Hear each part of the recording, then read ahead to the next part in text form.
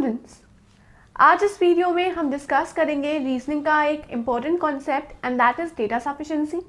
Now data sufficiency अपने आप में ही एक टॉपिक नहीं है, बल्कि बाकी टॉपिक्स को कंक्लूड करके एक फाइनल टॉपिक बना गया है। एंड डेटा सफिशिएंसी के क्वेश्चंस को सॉल्व करने के लिए हमारे लिए बहुत इंपॉर्टेंट है कि जो भी हमारे रीजनिंग के बेसिक टॉपिक्स हैं, जैसे ब्लड रिलेशन हो गया, डायरेक्शन डिस्टेंस हो गया, puzzles, sitting arrangement, age, all these topics should be thorough. हमें पता होना चाहिए कि इन टॉपिक्स में से जो भी क्वेश्चंस आते हैं हमें कौन से लॉजिक्स यूज़ करने हैं उन क्वेश्चंस के लिए, क्या ट्रिक्स होते हैं, क्या रूल्स अप्लाई करने होते हैं उन टॉपिक्स के क्वेश्चंस को सॉल्व करने के लिए।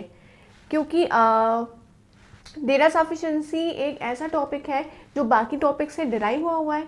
आज का हमारा टॉपिक है डेटा सफिशिएंसी में calendar and this topic is very important. पहले हम डिस्कस करते हैं कि डेटा सफिशिएंसी में किस तरह के क्वेश्चंस पूछे जाते हैं, क्या पैटर्न होता है डेटा सफिशिएंसी का, और उसके बाद हम डिस्कस करेंगे हमारा आज का कॉन्सेप्ट। जब भी डेटा सफिशिएंसी के क्वेश्चंस आते हैं वो एक ही फॉर्म में होते हैं, उनका एक ही पैटर्न होता है कि आपके पास दो स्टेटमेंट्स गिवन होती हैं। एक होती है स्टेटमेंट 1 और एक होती है स्टेटमेंट 2। ऐसे आपके पास दो स्टेटमेंट्स अवेलेबल होती हैं। उन 2 स्टेटमेंट्स में आपके पास कोई ना कोई डेटा गिवन होता है जिसकी हेल्प से आप एक फाइनल कंक्लूजन निकाल सकते हैं, या ये बोल सकती हूँ मैं कि आंसर डिराइव हो सकते हैं। आपको ये चेक करना है कि क्या इन दोनों स्टेटमेंट्स को यूज़ करके आप एक आंसर निकाल सकते हो या नहीं। हमें अपना फाइनल आंसर, एग्जैक्ट आंसर नहीं चाहिए, हमें बस यही पता लगाना है कि क्या ये दो स्टेटमेंट सफिशिएंट है हमारे आंसर फाइंड आउट करने के लिए। और ये दो क्वेश्चंस होते हैं, इसमें आपको एक मेन क्वेश्चन प्रोवाइडेड होगा, उस क्वेश्चन का आंसर निकालने के लिए आपके पास ये दो स्टेटमेंट्स होंगी and corresponding to the statements आपके पास ऑप्शंस होंगे। वो ऑप्शन होगा, फर्स्ट ऑप्शन आपके पास होगा only first statement is sufficient, second option होगा only second statement is sufficient, third option होगा both first and second is required, fourth option आपके पास होगा डेटा इज इनसफिशिएंट,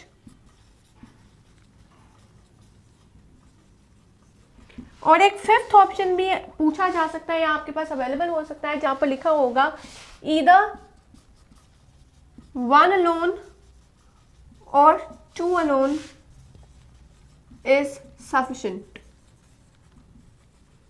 तो ऐसे आपके पास 5 ऑप्शंस होंगे, 4 भी हो सकते हैं, कुछ ऐसे क्वेश्चंस होंगे जहां पर 5 ऑप्शंस भी अवेलेबल हैं। हमें हर ऑप्शन का मीनिंग पता होना चाहिए। अगर आपकी खाली फर्स्ट स्टेटमेंट से ही आंसर निकल रहा है और सेकंड स्टेटमेंट की रिक्वायरमेंट ही नहीं है, तब हम कंक्लूड करेंगे that only first statement is required, कि सेकंड स्टेटमेंट की हमें रिक्वायरमेंट नहीं है। अगर हमें फर्स्ट स्टेटमेंट से आंसर नहीं मिल रहा है और हम सेकंड स्टेटमेंट को सॉल्व करते हैं और वहां से आंसर हमें मिल रहा है, तो हम बोलेंगे only second statement is sufficient. अगर फर्स्ट से आंसर भी नहीं कंक्लूड हो रहा और सेकंड से भी हमारा आंसर कंक्लूड नहीं हो पा रहा है, तो हम इन दोनों स्टेटमेंट्स को कंबाइन करके उसके बाद आंसर फाइंड आउट करने की कोशिश करेंगे। और फिर अगर आंसर निकल जाता है तो हमारा ऑप्शन होगा both first and second statement is required. But अगर दोनों को कंबाइन करने के बाद भी आपके पास कोई भी रिजल्ट नहीं आता, या जो भी क्वेश्चन पूछा गया है उसका वैलिड आंसर हम नहीं फाइंड आउट कर पाते, तब हमारा ऑप्शन होता है डेटा इनसफिशिएंट। मतलब कि हमारे पास इन दो स्टेटमेंट्स में उतना डेटा नहीं है जितना हमें रिक्वायर्ड है in order to find out the answer, तो होगा डेटा इनसफिशिएंट। लेकिन एक ऐसा ऑप्शन भी होता है जो ये बोलता है कि अगर हम फर्स्ट स्टेटमेंट को सॉल्व करें तब भी आंसर निकल जाए और उसके बाद सेकंड स्टेटमेंट को सॉल्व करें तब भी आंसर निकल जाए, तो तब हमारा आंसर होगा ईदर 1 alone और second statement alone is sufficient. So always remember कि ये पॉइंट जो है ये भी आ सकता है। तो अगर आप फर्स्ट स्टेटमेंट को सॉल्व करते हैं और आंसर निकल जाता है, then do not stop over that, also follow statement number 2। Statement number 2 में जो भी डेटा आपके पास गिवन है वहां से भी आंसर निकालो और देखो कि क्या दोनों से ही निकल रहा है। अगर स्टेटमेंट 2 से आंसर नहीं निकल पा रहा है तभी हम बोलेंगे only first statement is sufficient. लेकिन अगर स्टेटमेंट 2 से भी आंसर कंक्लूड कर रहे हैं हम, तब हमारा ऑप्शन होगा ईदर फर्स्ट स्टेटमेंट अलोन और second statement alone is sufficient. ये थी डेटा सफिशिएंसी की बात, ये ऑप्शंस आएंगे। इसलिए मैंने कहा था कि आपको एग्जैक्ट रिजल्ट नहीं बताना है एज एन आंसर, लेकिन आंसर आपको डिराइव तो ज़रूर करना पड़ेगा ताकि आप यहाँ पर कंक्लूड कर सकें। अब हम बात करते हैं कैलेंडर की, क्योंकि आज का हमारा टॉपिक ही कैलेंडर है। हम सबको पता है कि कैलेंडर जो है वो एक चार्ट फॉर्म में हो सकता है या सीरीज ऑफ पेजेस होते हैं जो हमें बताते हैं डेज, वीक्स या मंथ्स ऑफ द ईयर, या कोई भी इंपॉर्टेंट फेस्टिवल्स या जो भी हमारी एनुअल रिपोर्ट हो सकती है इन टर्म्स ऑफ सीजन, वो हमें पता लगता है थ्रू कैलेंडर, राइट। तो कैलेंडर का यही रोल होता है कि वो क्या बताएगा हमें, days, weeks and months of year. Also it tells you about the seasons, it tells you about the festivals, right. ये कैलेंडर का रोल होता है। हमें इतना पता होना चाहिए कि हर मंथ में कितने डेज होते हैं। और अब जो कैलेंडर के क्वेश्चंस आएंगे ये एक पजल फॉर्म में आपके पास होंगे, स्टेटमेंट्स होंगी, हमें उन्हें प्रॉपरली अरेंज करना है and you have to find out the answer. तो आइए अब हम फर्स्ट क्वेश्चन की तरफ चलते हैं और उसके बाद देखते हैं कि कैलेंडर क्वेश्चंस किस तरह से आते हैं और हमें क्या लॉजिक्स यूज़ करने हैं, क्या ट्रिक्स होंगे in order to solve those questions. So let's take a look at the first question. तो आइए अब हम फर्स्ट क्वेश्चन देखते हैं। ये क्वेश्चन बेस्ड है डेटा सफिशिएंसी पे। क्यों? क्योंकि हमें दिख रहे हैं कि यहाँ पर 2 स्टेटमेंट्स प्रोवाइडेड है, हर स्टेटमेंट में कुछ इन्फॉर्मेशन गिवन है। Let's take a look at that information. Question पूछा गया है on which date in August was couple born, और 2 स्टेटमेंट्स गिवन है जिसकी वजह से हो सकता है कि हमें एक रिजल्ट मिल जाए। तो वो हमें चेक करना है कि क्या हमें इस क्वेश्चन का आंसर इन 2 स्टेटमेंट्स से मिल सकता है कि नहीं। फर्स्ट स्टेटमेंट बोली गई है, couple's mother remember that couple was born before 19th but after 15th। तो हम फर्स्ट स्टेटमेंट को देखते हैं कि कपल की मदर ने क्या याद है कपल की मदर को, that couple was born before 19th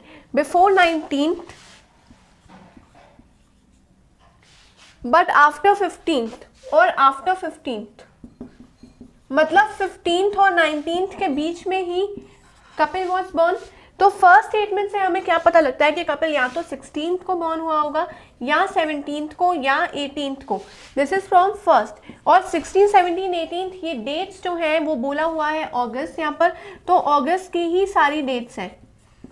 ये हमें फर्स्ट स्टेटमेंट से कंक्लूजन मिल रही है, क्योंकि क्या बोला हुआ है कि वो 19 से तो पहले बॉर्न हुई है।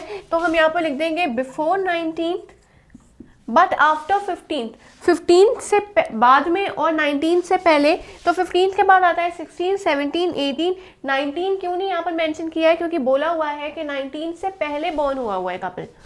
नेक्स्ट बोला है on which date in August was couple born. अगर हम फर्स्ट स्टेटमेंट को देखते हैं तो 16, 17, 18 हमारे पास 3 पॉसिबिलिटीज आ रही हैं, तीनों में से किसी भी डेट पे कपल बॉर्न हो सकता है। तो हमें फर्स्ट स्टेटमेंट से तो आंसर कंक्लूड नहीं हो रहा है। Now let's take a look at the second statement. Second statement में बोला गया है couple's brother remember that couple was born before 17th but after 12th. अब बोला हुआ है before 17th after 12th, मतलब 12th और 17th के बीच में कपल बॉर्न हुआ है। तो हम यहाँ पर क्या बोलेंगे, 13th, 14th, 15 एंड 16। हम यहाँ पर 12 कंसिडर नहीं करेंगे, क्योंकि ये बोला हुआ है कि 12 के बाद कपल बॉर्न हुआ था, और 17th भी कंसिडर नहीं करेंगे क्योंकि ये बोला हुआ है कि 17 से पहले। तो हम बोलेंगे 12 और 17 के मिड में जो भी हमारी डेट्स आती हैं वो हमने यहाँ पर लिख दी है, 13, 14, 15, 16, राइट। तो अब हमारे को यहाँ पर 4 पॉसिबिलिटीज मिल रही है और फर्स्ट स्टेटमेंट से हमें 1, 2, 3 पॉसिबिलिटीज मिल रही थी। मतलब फर्स्ट स्टेटमेंट अलोन से भी आंसर नहीं आ सकता, सेकंड स्टेटमेंट अलोन से भी आंसर नहीं आ सकता। Okay, let me give it the options first. Options ये हो सकते हैं ओनली वन रिक्वायर्ड मतलब only the first statement is required, और सफिशिएंट। सेकंड कंक्लूजन है only second statement is sufficient.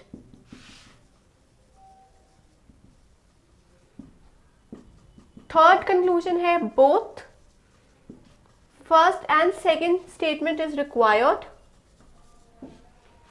Fourth हो सकता है डेटा इनसफिशिएंट। तो अगर हमारे पास ये 4 ऑप्शंस गिवन है तो उन ऑप्शंस में से जो हमारा फर्स्ट ऑप्शन है वो एलिमिनेट हो गया, because there are 3 possibilities arising from statement 1 alone. Statement 2 भी हमारी ऑप्शन 2 भी हमारी कैंसिल हो गई है। व्हाई? बिकॉज स्टेटमेंट 2 को अगर हम सॉल्व करते हैं तो 1, 2, 3, 4 पॉसिबिलिटीज आ रही है, लेकिन हमें तो एक ही आंसर चाहिए, तो हम स्टेटमेंट 2 को भी कंसिडर नहीं करेंगे। नेक्स्ट मैंने आपको बताया अगर दोनों से नहीं आ रहा है आंसर तो हमने कंबाइन करना है दोनों को। अब हम फर्स्ट और सेकंड स्टेटमेंट को कंबाइन करते हैं, मतलब ये फर्स्ट स्टेटमेंट और ये सेकंड स्टेटमेंट को जब हम कंबाइन करेंगे तो हमें ये देखना है कि कौन सी डेट जो है इन दोनों में कॉमन आ रही है। फर्स्ट ऑप्शन है 16 और यहाँ पर भी 16 है, तो ये एक डेट होगी जो कॉमन है। 17th नहीं है, 18th नहीं है, मतलब खाली 16th कॉमन है, तो आंसर यही आएगा कि 16 अगस्त को कपिल वॉज बोर्न।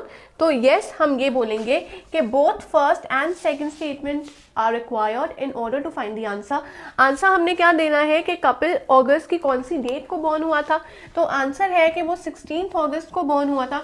बट ये हमें आंसर अपने तक ही रखना है, हमें वो नहीं बताना है एग्जामिनर को। वाई? बिकॉज एग्जामिनर ने आपसे सिर्फ यही पूछा है कि क्या ये दो स्टेटमेंट सफिशिएंट है आंसर के लिए या नहीं। हमें एग्जैक्ट आंसर नहीं बताना, हमें सिर्फ ऑप्शंस में से सिलेक्ट करना है कि क्या कौन सी स्टेटमेंट्स जो है वो सफिशिएंट है या क्या डेटा सफिशिएंट है। Of course data is sufficient, लेकिन अलोन सफिशिएंट नहीं है, दोनों को कंबाइन करना पड़ेगा in order to get the answer. तो ऐसे आपने जैसे यहाँ पर नोटिस भी किया होगा कि अगर आपको क्लॉक्स एंड कैलेंडर का कॉन्सेप्ट पता है, अगर ट्रिक्स पता है इनको सॉल्व करने के लिए, तभी हम डेटा सफिशिएंसी में एक टॉपिक जो है वो अटेम्प्ट कर सकेंगे। So it is very important कि हमें पता लगे कि रीजनिंग के कौन कौन से टॉपिक्स हैं, उस टॉपिक के कौन से ट्रिक्स हैं, क्या टिप्स हैं, और उसके लिए हमें बहुत ज़्यादा प्रैक्टिस की रिक्वायरमेंट है। तो अगर अभी तक आपने रजिस्टर नहीं किया है तो क्विकली रजिस्टर @abhyasonline.in, क्योंकि रजिस्ट्रेशन के बाद आपको काफ़ी बेनिफिट्स मिलेंगे। सबसे बड़ा बेनिफिट यही है कि आप सैम्पल पेपर्स अटेम्प्ट कर सकते हैं जो उसी पैटर्न पे बेस्ड है जैसे कि क्वेश्चंस एग्जाम्स में पूछे जा सकते हैं। And after attempting the sample papers we will provide you with an analytical report, जहाँ पर आपके स्ट्रॉन्ग और वीक कॉन्सेप्ट्स के बारे में बताया जाएगा, ताकि आप अपने वीक कॉन्सेप्ट्स के ऊपर और फोकस करें और ज़्यादा उस पर मेहनत करें और उन्हें भी अपने स्ट्रॉन्ग कॉन्सेप्ट्स में कन्वर्ट कर सकें, because that is the only way that you can succeed and compete your competitors. So I suggest you to register at abhyasonline.in. Until then, keep learning and keep practicing.